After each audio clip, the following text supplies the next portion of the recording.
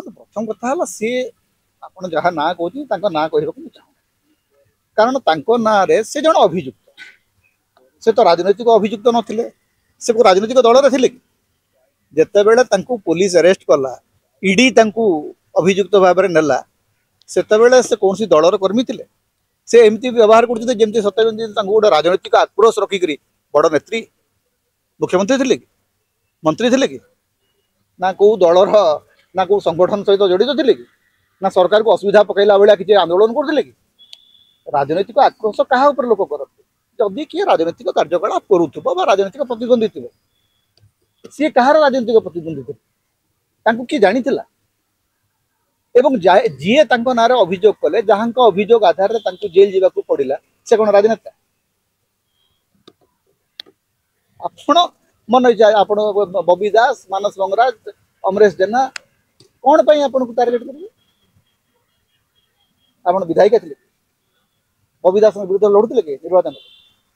ना बीजेडी विरुद्ध में आप किसी गोटे बड़ जन आंदोलन करते कौट आपको तो किसी चिन्ह नी जानी आपणकर एकमात्र कुख्याति हूँ जे आपण जड़े सिनेमा प्रयोजक को ब्लैकमेल करुले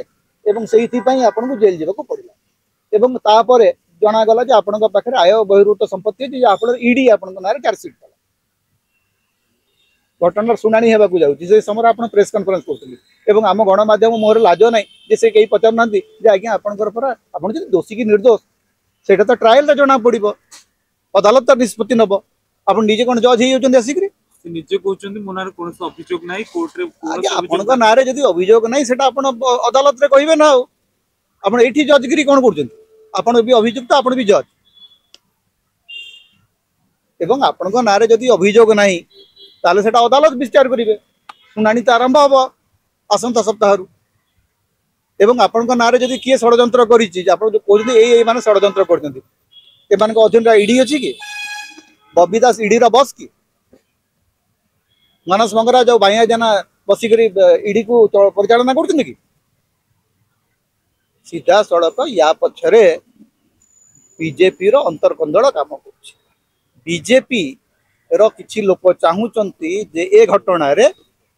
अधिक बदनाम हूँ उपमुख्यमंत्री कनकवर्धन सिंहदेव कारण कनकवर्धन सिंहदेव ना यही भद्र महिला गोटे समय एफआईआर देते सहित अनेक गुड़ा फोटो भाइराल होची तेणु उपमुख्यमंत्री को बदनाम करने यहाँ हूँ बीजेपी भितर गोटे आभ्यंतरीण षड्यंत्र आपण भावतु नहीं जे बीजेडी को कांध करी बीजेडी कांधरे बंधुक रखिक